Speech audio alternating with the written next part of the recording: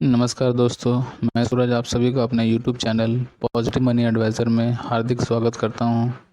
दोस्तों, मेरा ये वीडियो है long term investment success stories के बारे में, जिसमें मैं आपसे हमेशा एक ऐसे शेयर के बारे में बात करता हूं या जानकारी देता हूं, साझा करता हूं, जिन्होंने अपने निवेशकों को माला माल कर दिया।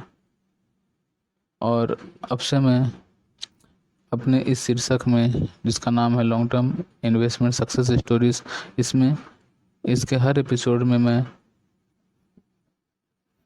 जो भी अमाउंट होगा वो 50,000 से स्टार्ट करूँगा कि 50,000 रुपये इन्वेस्ट करने से आपको कितना रिटर्न मिलता, अगर उन्हें कितना रिटर्न मिल रहा है जिन्होंने लंबे समय से किसी शेयर में निवेश किया है। तो चलिए आगे चलते हैं। आगे बढ़ने से पहले मैं आप सभी से रिक्वेस्ट करना चाहूँगा कि कृपया मेरे इस चैनल को सब्सक्राइब कीजिए, बेल आइकन को क्लिक कीजिए, शेयर कीजिए। मेरे इस चैनल में आपको हमेशा ही अच्छी और शेयर मार्केट से जुड़ी ज़रूरी जानकारियाँ दी जाएंगी।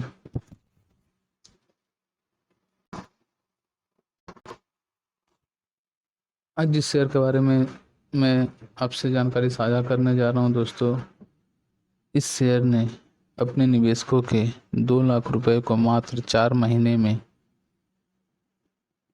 1,38,00,000 रुपए बना दिया, या यूँ कहें उन्हें करोड़पति बना दिया। परंतु इतने अच्छे रिटर्न की कहानी इतनी भी आसान नहीं है। लंबे समय में आपको बहुत धैर्य रखना पड़ता है, बहुत समझदारी से काम लेना पड़ता है, बहुत सूझबूझ से काम लेना पड़ता है। पैनिक में नहीं आना पड़ता है, पैनिक से बचना पड़ता है। किसी भी झूठी मूठी अफवाह पर ध्यान न देकर बस अपने फोकस पे ध्यान रखना पड़ता है, तभी आपको ऐसी सफलता हाथ लगती है।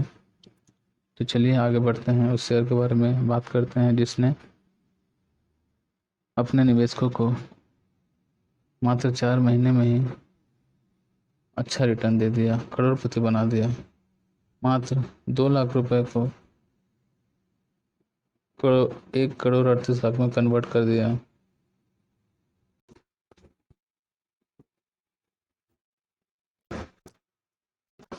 दोस्तों, उस शेयर का नाम है ऑर्किड फार्मा। ये एक फार्मा कंपनी का शेयर है जो पतंजलि की कंपनी रुचि सोया बनने की राह पर है। Pharma company orchid pharma private pharma limited है। इस फार्मा कंपनी ने पिछले कुछ महीनों में स्टॉक मार्केट में ज़बरदस्त परफॉर्मेंस किया है। ऑर्किड फार्मा के शेयरों में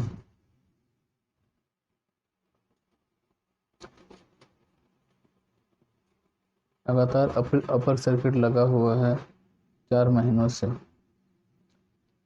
करीब बात करें तो पिछले 4 महीनों में यह करीब 6,900% से ज़्यादा की तेज़ी दे चुका है। अगर इस शेयर में मिले रिटर्न की बात करें तो 4 महीने में निवेशकों के 1 लाख रुपए 69 लाख रुपए में तब्दील हो गए। और इसी तरह अगर आप कैलकुलेट करें 2 लाख रुपए तो वो 1,38,00,000 रुपए हो गए। और आज के रेट की बात करें तो उससे भी ज़्यादा हो गया है। तो चलिए हम आज का रेट भी लेंगे दोस्तों। चलिए शेयर का बारे में डिटेल में जानकारी लें।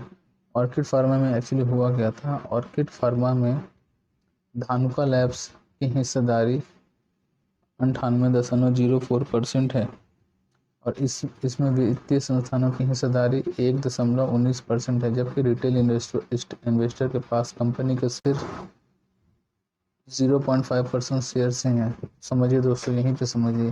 जब शेयर गिर रहा तो पैनिक में बहुत सारे निवेशक भाग गए। अगर वो डटे रहते तो उन्हें भी एक अच्छा रिटर्न मिलता। कंपनी के स्टॉक्स की इसी शॉर्टेज की वजह से इसकी कीमतों में इतनी उछाल आई है।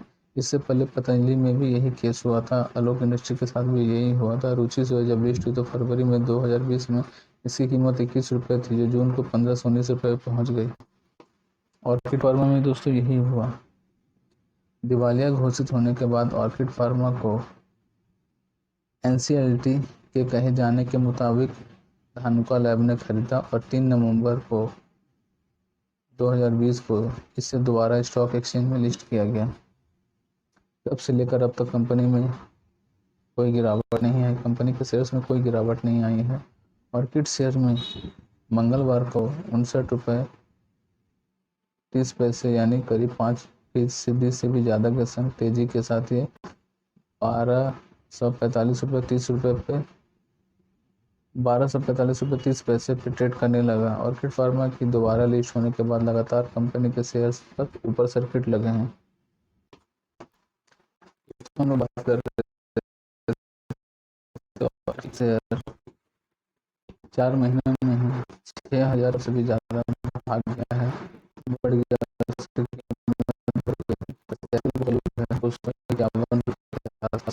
जो मैं आपको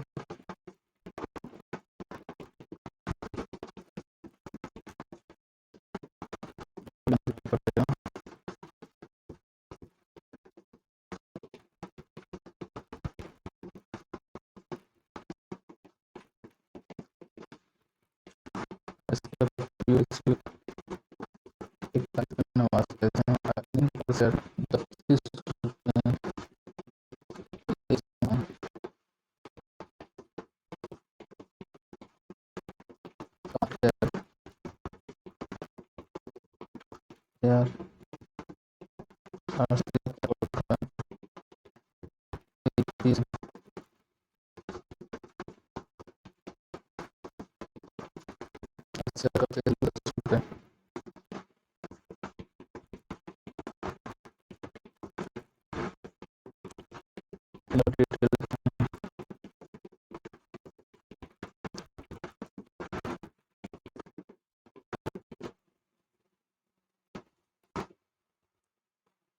तो ऑर्किड फार्मा का मेरे पास लॉन्ग टर्म चार्ट मौजूद है दोस्तों। साल 2000 में ऑर्किड फार्मा का एक शेयर ट्रेड करता था करीब 247 रुपये 27 पैसे में। उसके बाद इसके शेयर्स में काफ़ी उतार चढ़ाव देखने को मिला। शेयर एवरेज प्राइस भी बहुत दिनों तक टिका रहा और इसके बाद कंपनी के मैनेजमेंट और परफॉर्मेंस को लेकर कुछ नेगेटिव जानकारियाँ बाहर आई, जिससे इसका शेयर प्राइस पर भी असर पड़ा और ये शेयर गिरते गिरते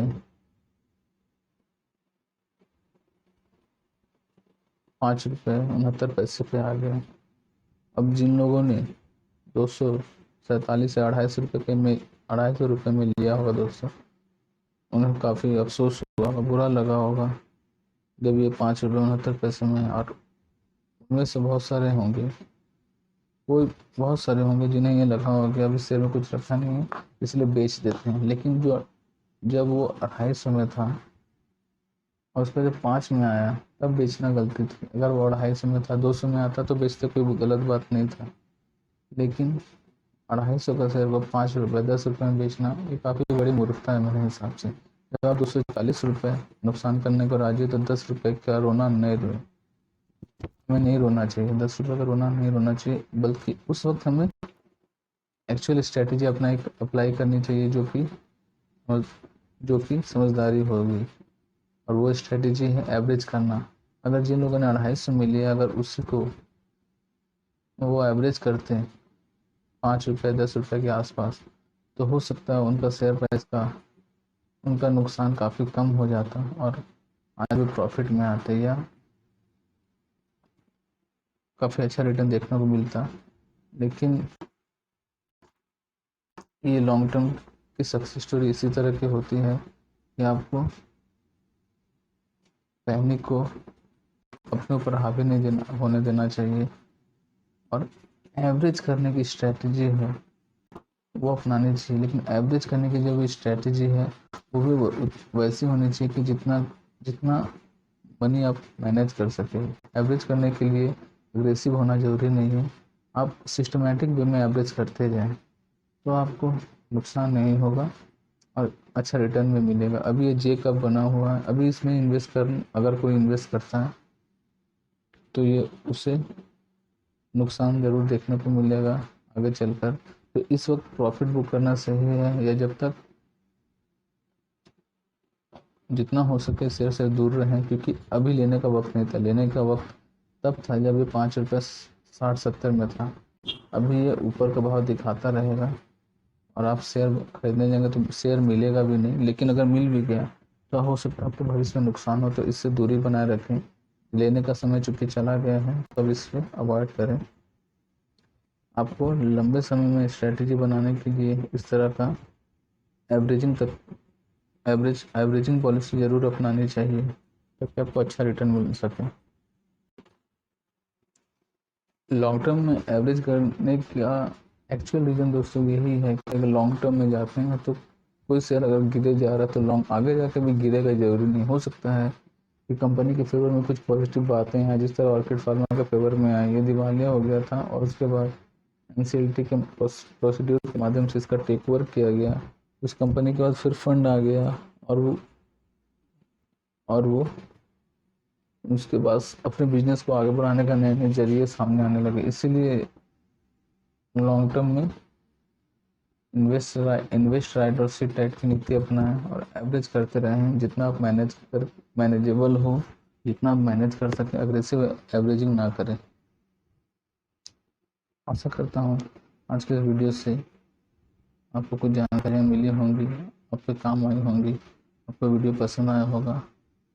कृपया मेरे इस चैनल को लाइक कीजिए, पसंद कीजिए, हो सके तो शेयर कीजिए। अगले एपिसोड में मैं फिर एक शेयर को लेकर आऊँगा जिसने अपने निवेशकों को बहुत अच्छा रिटर्न दिया लॉन्गर टर्म में। धन्यवाद।